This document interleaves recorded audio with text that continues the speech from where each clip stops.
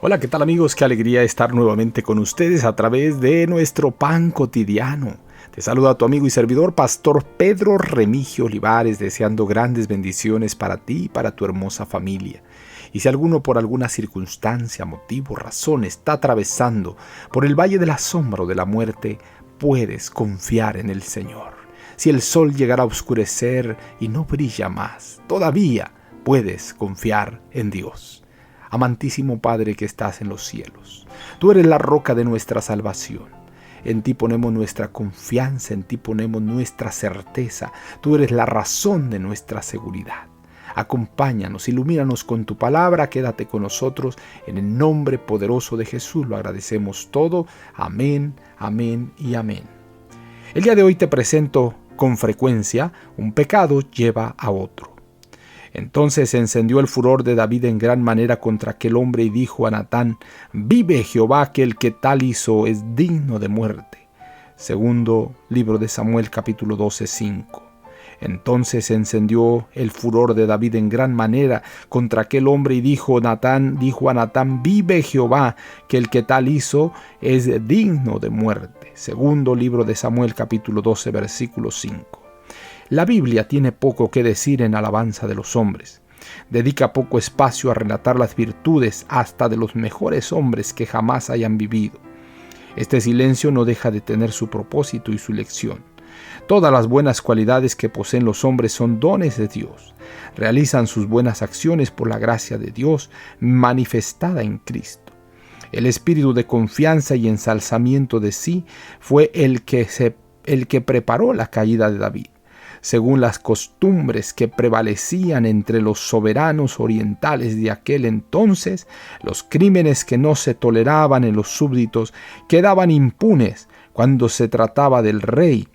El monarca no estaba obligado a ejercer el mismo dominio de sí que el súbdito. Todo esto tendía a minorar en David el sentido de la perversidad excesiva del pecado. Tan pronto como Satanás pueda separar el alma de Dios, la única fuente de fortaleza procurará despertar los deseos impíos de la naturaleza carnal del hombre. Pero cuando él estaba cómodo, tranquilo y seguro de sí mismo, se separó de Dios, se dio a las tentaciones de Satanás y atrajo sobre su alma la mancha de la culpabilidad. Betsabé, cuya hermosura fatal había resultado ser una trampa para el rey, era la esposa de Urías el Eteo, uno de los oficiales más valientes y más fieles de David. No había sino una manera de escapar y en su desesperación se apresuró a agregar un asesinato a su adulterio. El profeta Natán recibió órdenes de llevar un mensaje de reprensión a David. Era un mensaje terrible en su severidad. A pocos soberanos se les podría haber dirigido una reprensión sin que el mensajero perdiese la vida. Apelando a David como el guardián divinamente designado para proteger los derechos de su pueblo, el profeta le relató una historia de agravio y opresión que exigía justicia y castigo. Natán fijó los ojos en el rey y luego, alzando la mano derecha, le declaró solemnemente: «Tú eres aquel hombre». «¿Por qué, pues?», continuó, «tuviste en poco la palabra de Jehová, haciendo lo malo delante de sus ojos». Como David, los culpables pueden procurar que su crimen quede oculto para los hombres. Pueden tratar de sepultar la acción perversa para siempre, a fin de que el ojo humano no la vea ni lo sepa, la inteligencia humana. Pero todas las cosas están desnudas y abiertas a los ojos de aquel a quien tenemos que dar cuenta. El reproche del profeta conmovió el corazón de David. Se despertó su conciencia y su culpa le apareció en toda su enormidad. Su alma se postró en penitencia ante Dios. Con labios temblorosos exclamó: «Pequé contra Jehová». Historia de los Patriarcas y Profetas, página 775 a la 780. Con frecuencia, un pecado lleva a otro. Entonces se encendió el furor de David en gran manera contra aquel hombre y dijo a Natán: «Vive Jehová, que el que tal hizo es digno de muerte». Segunda Samuel, capítulo 12, versículo 5.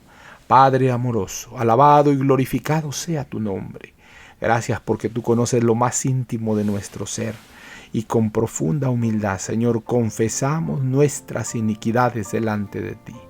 Perdona nuestros pecados, perdona nuestra inmundicia, lávanos con la sangre del Cordero.